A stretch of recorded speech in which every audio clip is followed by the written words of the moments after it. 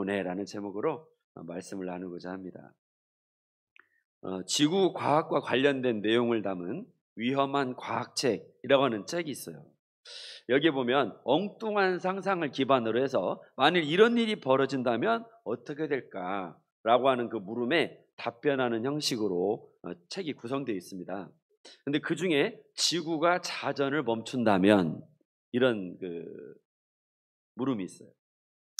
지구가 이렇게 빙빙 돌죠. 누르면 돌아갑니다. 이제.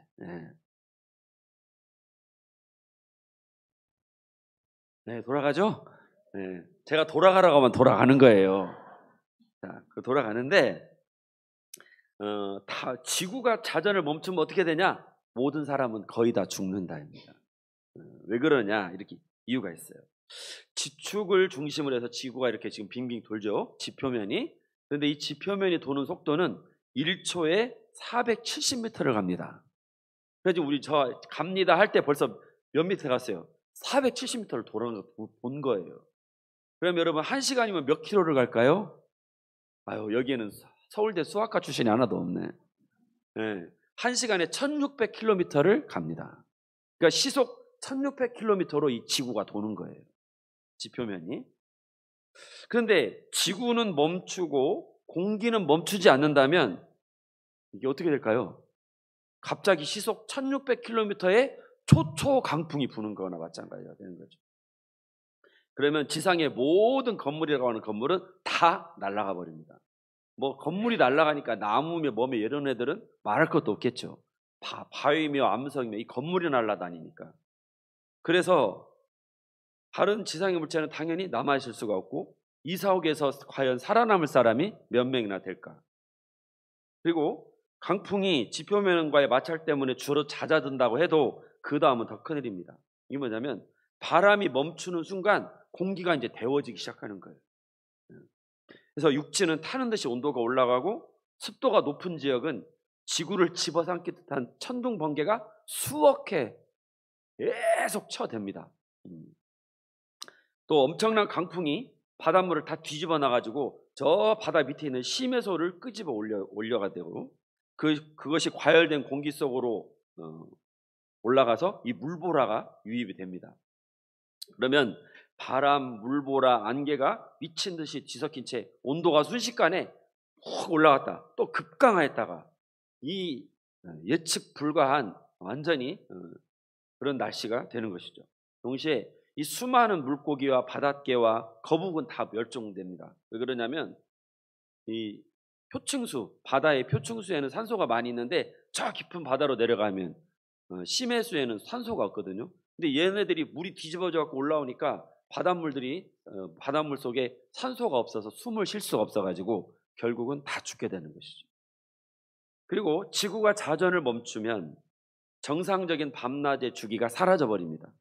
태양이 하루에 한 번 떴다가 지는 게 아니라 이제는 1년에 한 번 떴다가 지어요. 그래서 밤낮이 6개월씩 지속이 됩니다. 낮은 쪽에서는 쉴 새 없이 쏟아지는 햇빛에 표면이 다 익어버리고 반대편에서는 기온이 급강합니다. 그래가지고 밤과 낮의 시간 구분이 없어지고 모든 생명체는 여러분 보시는 대로 한쪽은 이글이글 다 타버리고 한쪽은 꽝꽝 얼어버리고 말라 죽든지 얼어 죽든지 하게 되는 것이죠. 아니 왜 그런 쓸데없는 상상을 하고 있어? 비싼 밥 먹고 라고 말하실 수도 있어요. 그런데 이런 내용을 소개하는 이유는요, 우리가 누리는 것들이 기계적인 작동에 의해서 이루어지는 당연지사가 아니라는 걸 말씀드리고 싶어서이기 때문입니다. 엔트로피 법칙이라고 하는 게 있습니다. 이게 뭐냐면 여러분이 그 도표에서 보는 대로 이게 빨간색, 주황색, 초록색이 일정한 질서와 일정한 숫자로 딱 배열되어 있어요. 이게 질서입니다. 그런데 엔트로피 법칙은 뭐냐면 이 모든 것들이 다 뭐가 돼버렸어요. 이제 무질서로 가버렸죠. 그래서 자연 만물이 다 이렇게 간다는 거예요. 이게 자연의 법칙이라는 겁니다. 그래서 질서 정연함에서 무질서 원돈으로 집중해서 분산으로 이렇게 흘러가 버리는 거죠. 그래서 생각지도 못한 예상 밖 변수가 튀어나와가지고 계획이 틀어지고 우리가 삶의 통제권을 잃어버리는데 이게 바로 다 우리 삶에도 엔트로피 법칙이 적용되는 실례라는 겁니다. 예상 밖의 폭우가 쏟아져 가지고 이번에 광주 지역에서 한 명 또 익사 사고가 났잖아요. 그런 것들. 또 그 강구하던 러시아에 반란이 일어나 가지고 지금 러시아 정부가 혼비백산하면서 정부가 통제권을 잃어버리는 이 현상, 이것도 사실은 엔트로피 법칙에 해당된다고 볼 수가 있겠습니다. 예상대로 안 간다는 거예요. 네. 하물며 여러분, 이 거대한 우주가 작동하는데 얼마나 많은 돌발 변수와 무질서가 쏟아질까요? 그런데도 정해진 법칙을 따라 정교하게 질서 있게 우주가 운행되는 것은 이건 절대 우연일 수가 없다는 것입니다. 보이지 않는 절대자의 주권적 개입, 이것 외에는 달리 설명이 안 된다는 거예요. 그래서 시편 19편의 기자는 창조주 하나님의 위엄과 신비를 이렇게 표현합니다. 우리 함께 볼까요? 시작. 하늘이 하나님의 영광을 선포하고 궁창이 그의 손으로 하시는 일을 나타내는도다. 날은 날에게 말하고 말씀도 없으며 들리는 소리도 없으나 그의 소리가 온 땅에 통하고 그의 말씀이 세상 끝까지 이르도다. 아멘. 여러분, 하나님은 일하십니다. 안 하시는 듯 안 하시는 게 없으시고 안 보이지만 모든 걸 하시는 하나님이십니다. 그래서 하나님 그래서 수고하고 애쓰시는 분이세요. 이 세계가 당신의 사랑으로 만들어진 세계이기에 오늘도 하나님은 사랑의 수고를 아끼지 않고 계시는 것이죠.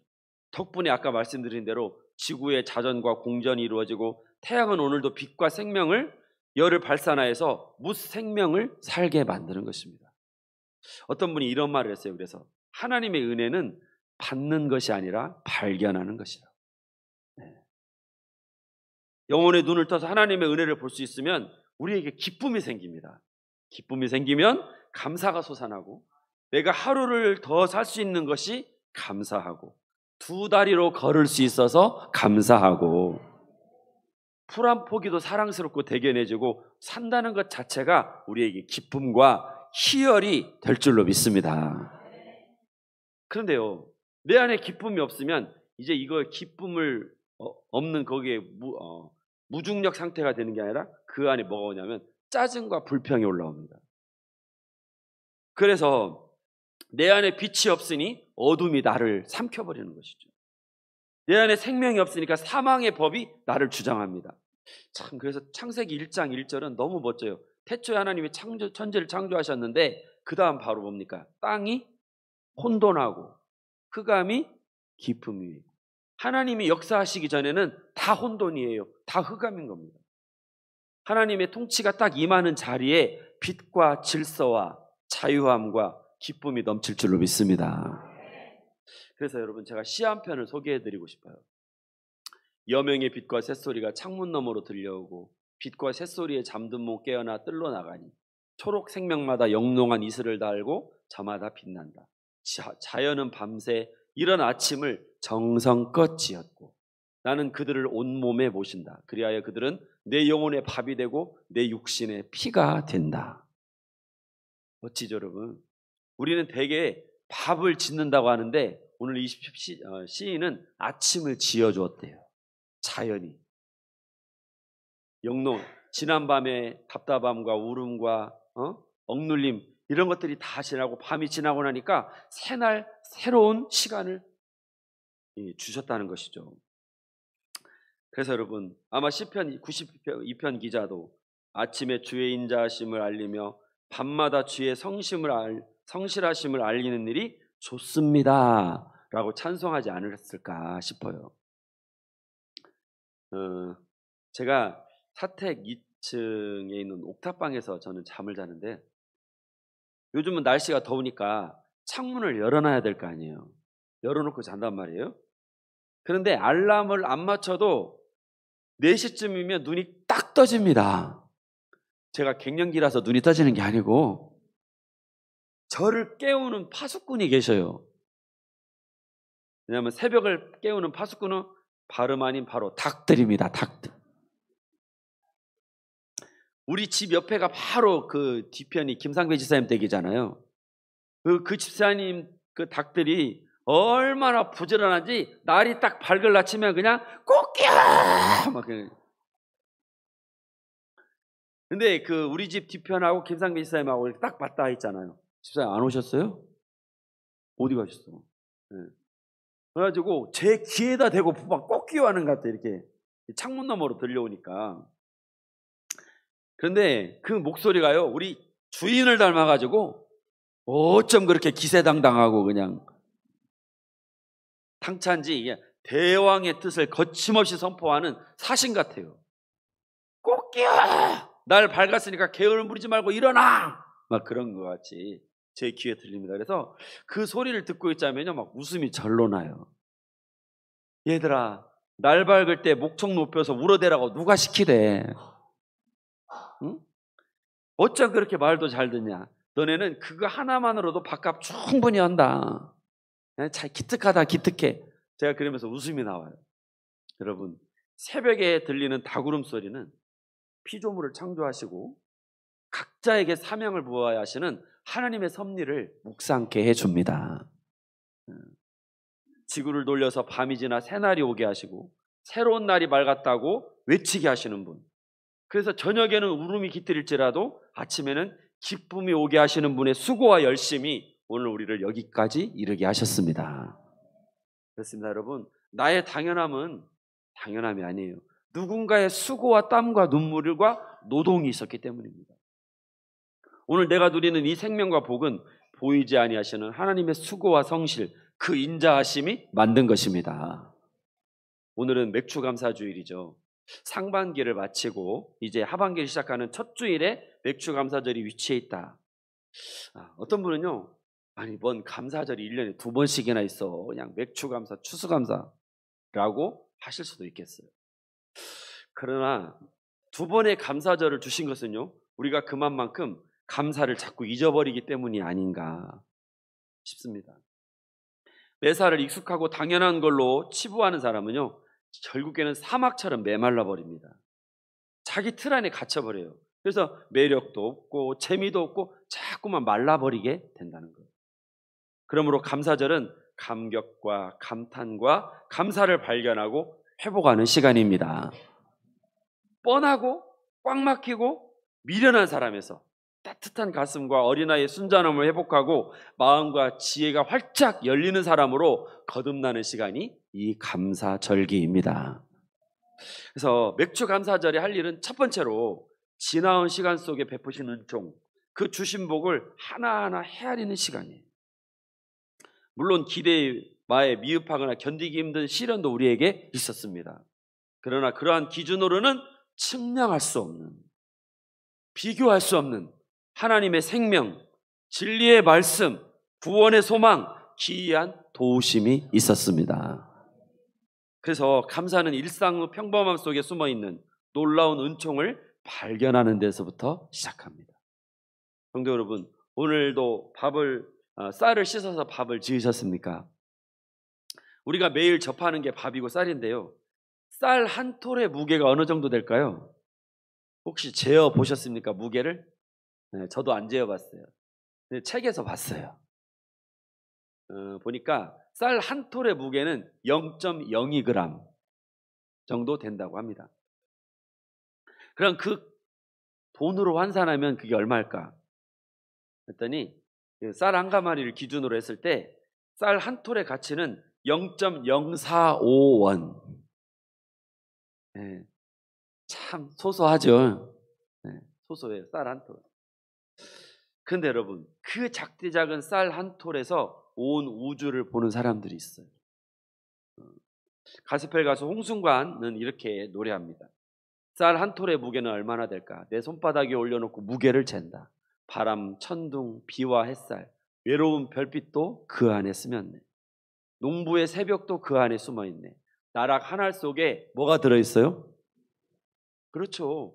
나락 한 알이지만 그 나락 한 알이 만들어지려면 바람, 천둥, 비, 별빛, 농부의 수고, 이런 것들이 다 들어가 있어야 나락 한 알이 나오는 거예요. 아무리 가치 없는 것이라도.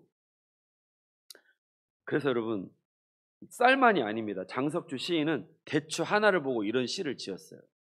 같이 볼까요? 시작. 저게 저절로 붉어질 리었다. 저 안에 태풍 몇 개, 저 안에 천둥 몇 개. 저 안에 벼락 몇 개, 저게 저 혼자 둥그러질 리는 없다. 저 안에 무설이 내리는 몇 밤, 저 안에 땡볕 두어 달, 저 안에 초승달 몇 날. 여러분 공감이 가십니까? 네. 이게 없이 어떻게 대추가 있겠냐고요. 대추가 여물겠냐고요. 그래서 한 알이지만 그 안에 온 우주의 조화와 또 상생이 있었기 때문에 이러한 대추가 있게 된다. 참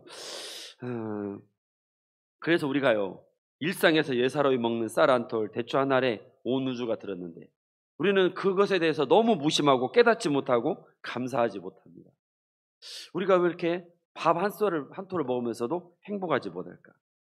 우리 세상에 존재하는 모든 것들은 대부분 우리 수고와 무관하게 존재하는데 사실은 그런 것일수록 정말 소중해서 이건 값으로 따질 수가 없는 것들이에요. 달리 표현하면 여러분, 우리는 전적으로 은혜에 의존해 있습니다. 내가 숨 쉬는 거, 내가 볼 수 있는 거, 말할 수 있고 들을 수 있고 걸을 수 있고 먹을 수 있는 것은 내 능력이 아니라 하나님의 권능이요 은총입니다. 여러분 병원 가보셨죠? 병원 가보세요. 정형외과 가면 못 걷는 사람이 얼마나 많아요. 내과 가면 밥 못 먹는 사람이 얼마나 많아요. 안과 가면 눈 아파가지고 눈이 안 좋아서 앞을 못 보는 사람이 얼마나 많습니까? 그래도 우리가 이만큼이나 듣는 게 전적인 하나님의 은혜인 줄로 믿습니다. 그래서 내가 주인이 아니라 하나님께서 온 땅의 주인이 되십니다. 내 생명의 주인이 되시고 만물이 그분의 영광을 찬양하는 것이죠. 그래서 시편 19편의 저자는 그 은총을 이렇게 노래했습니다. 오늘 본문 5절 6절 시작. 해는 그의 신방에서 나오는 신랑과 같고 기뻐하는 장사 같아서 하늘 이 끝에서 나와서 하늘 저 끝까지 운행하며. 아멘. 여러분 태양의 열기는 곧 하나님의 사랑과 은총이니 여기서 예외가 될 사람 아무도 없다는 거예요. 이제 그 놀라운 은총 앞에 머리 숙여 감사드리며 온전히 기뻐하고 즐거워하는 절기가 되기를 소망합니다. 맥주절의 두 번째 할 일은 장차 주실 은혜를 믿고 미리 감사하는 것입니다. 잠언 3장 9절 10절 보십시다. 시작. 내 재물과 내 소산물에 그리하면 내 창고가 가득히 차고 내 포도즙 틀에 새 포도즙이 넘치리라. 첫 열매, 첫 것, 사람이든 짐승이든 식물이든 모든 생명은 하나님이 주시는 것이기 때문에 모든 산 것들의 첫 열매는 마땅히 하나님께 드리는 것이죠. 마땅한 의무를 말씀하고 있지만 동시에 복 주시는 하나님을 기대하고 소망하고 있다는 거예요. 하나님을 하나님으로 높여드릴 때 풍성한 열매를 주실 것이라는 기대와 감사가 이 안에 들어있는 것입니다. 그래서 맥주절을 뭐라고 하냐면 별명이 뭐냐? 좀 따라합시다. 미리 드리는 감사. 네, 미리 드리는 감사가 맥주절. 자, 농사절기를 기준으로 보면요, 이스라엘에서 맥주절은 딱 그냥 절반의 추수일 뿐입니다. 이때 이 맥주절에는 무엇만 거두냐면 밀과 보리만 거두었을 뿐이에요. 이제 뭐가 남았습니까? 여름 과실이 남았어요. 이스라엘에서 중요한 게 뭐냐면 무화과, 석류, 포도, 올리브, 야자 열매, 이런 것들이 사실은 소득의 기준으로 보자면 훨씬 더 큽니다. 그래서 이 5대 과실이 익어가고 있는 중인 때가 바로 이 맥주절기 때예요. 하나님께서 때를 따라 적당한 햇빛과 단비를 내려주셔야 풍성한 소출을 거둘 수 있거든요. 그래서 이스라엘 농부들은요, 오순절이 되면 석류와 포도밭, 이게 지금 석류입니다. 석류나무. 그 밭에 가서 갈대로 만든 리본으로 그 가지들을 묶는데요. 이렇게 가지들을 묶고 뭐라고 하느냐? 뭐라고 했습니까? 네, 이렇게 큰 소리로 외친대요. 누구 들으라고 하는 얘기였어요? 맞아요. 하나님 보고 지금 들으라고 하는 외침이에요. 이게 사실 외부인들이 볼 때는 좀 우스꽝스럽습니다. 이스라엘 기준으로 오순절이면요, 열매가 아직 익을 때가 아니에요. 이제 막 나오기 시작한 거야. 한마디로 말하면 풋사과. 작고. 그런데 이러한 행동은요, 이후에 맺힐 여름 과실에 대한 기대와 소망을 담고 있어요. 농부의 마음을 표현하자면 이런 겁니다. 만복의 근원이신 하나님, 우리에게 생기를 불어넣어 주시고 모든 것을 선물로 주시는 높고 위대하신 하나님, 살아갈 이유와 소망을 주시는 구원의 하나님, 이것이 첫 열매이오니 이후에 풍성한 수확으로 주의 살아계심을 보여주시고 이곳에 주의 통치가 임하게 하소서. 장차 역사하실 하나님을 찾고 간구하는 시간이 바로 맥추절기라는 것입니다. 그래서 우리도 마찬가지죠. 농사하시는 분들은 말할 것도 없고 사업장을 운영하는 분들, 직장인, 학생들까지 우리는 모두 하나님의 일하심과 간섭하심이 필요합니다. 이제 고개 들어 하나님을 앙망하고 그 놀라운 권능을 바라보십시다. 이것이 첫 열매입니다. 외칠 때 하나님은 그 기도를 들어주실 줄 믿습니다. 아직 안 익었지만, 아직 형태밖에 안 보이지만 하나님, 이 열매가 복되고 아름답고 풍성케 해주시옵소서. 이것을 간구하는 절기가 맥추절기라는 거예요. 성도 여러분, 이제 창조주 하나님의 일하심을 찾아보고 머릿속에 합당한 경배를 드리십시다. 진실한 믿음으로 하나님을 찾고 장차 역사하실 분을 향해서 감사를 드리며 이웃과 함께 즐거워하는 맥추 감사절기가 되기를 바랍니다. 기도하겠습니다. 살아계신 아버지 하나님, 우리의 눈이 열려서 하나님의 일하심, 하나님의 영광을 보게 하여 주옵소서. 하나님, 우리의 다친 머리와 다친 가슴이 하나님을 향해 활짝 열려서 다윗처럼 기뻐하게 하시고 그 하나님의 은총 앞에 춤추며 감사하는 이 절기가 되도록 주님, 우리에게 깨달음을 주시고 성령으로 부어 주시옵소서. 예수님의 이름으로 기도합니다. 아멘.